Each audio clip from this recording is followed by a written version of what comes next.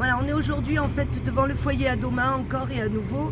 Et aussitôt que nous sommes arrivés, nous on était là en fait pour faire des dossiers en fait qui concernent les papiers, bref pour aider les habitants de ce foyer à se tirer des problèmes administratifs qui les rongent.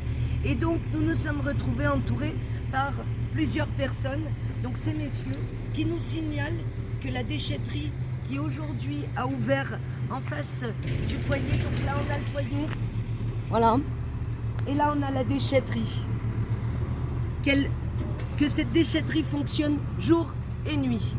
Donc là on vient de discuter avec les travailleurs et les travailleurs nous ont dit qu'en effet ils commencent à 5h du matin pour terminer à 3h du matin.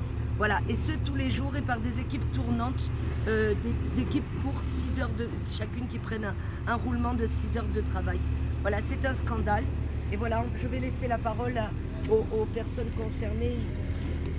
Alors, on discutait avec les personnes, comme vous voyez, à Doma et à même pas 20 mètres. Le monsieur qui est là, lui, il nous dit que de sa fenêtre, à 2h du matin, il les voit travailler. Parce qu'il commence donc à 5h du matin jusqu'à 3h du matin. Ils ont 2 heures de pause.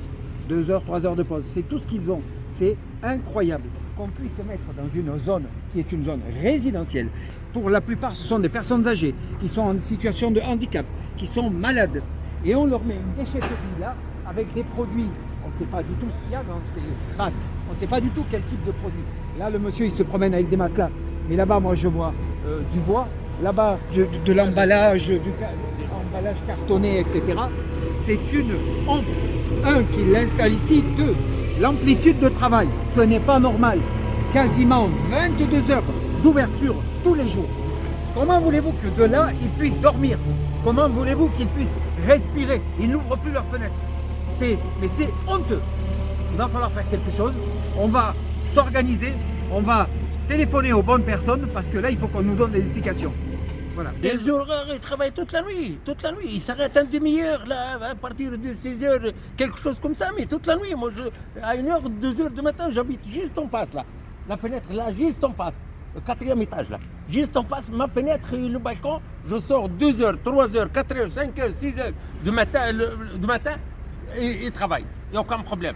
Il y a les camions l'un derrière l'autre. Il y a tous les camions qu'on le voit. Ils viennent de l'hôpital, ils viennent, je ne sais pas qu'est-ce qu'ils l'emmènent, hein, et l'un derrière l'autre. Ils balancent une benne qui plus que 20 tonnes là. Ils les lâchent le soir, quand ils lâchent le camion, on dirait qu'il y a un tremblement de terre. Moi, je n'arrive pas à dormir. Où je vis, à mon âge, où je vis. Ça fait 50 ans que je suis là. Qu'est-ce que je veux faire? Dis-moi. Donc en fait, nous avons prévu à l'heure actuelle probablement de faire une manifestation, mais cette manifestation-là, en fait, nous allons la faire devant la mairie, parce que c'est la mairie qui est responsable, puisqu'Estrosi est le chef de la métropole et aussi le patron de la mairie, que ce terrain, en fait, est un terrain municipal, et que ce terrain, en fait, pour ce terrain, on n'a vu aucun affichage à aucun moment, dans tous les moments où nous sommes passés, aucun affichage légal. Donc il n'y a pas d'horaire de travail d'affiché, il n'y a absolument rien du tout. On n'a pas de numéro de téléphone de responsable à notre disposition. Notre seul moyen d'action à l'heure actuelle, ça va être la médiatisation et compter sur nous pour continuer sur cette voie. Voilà.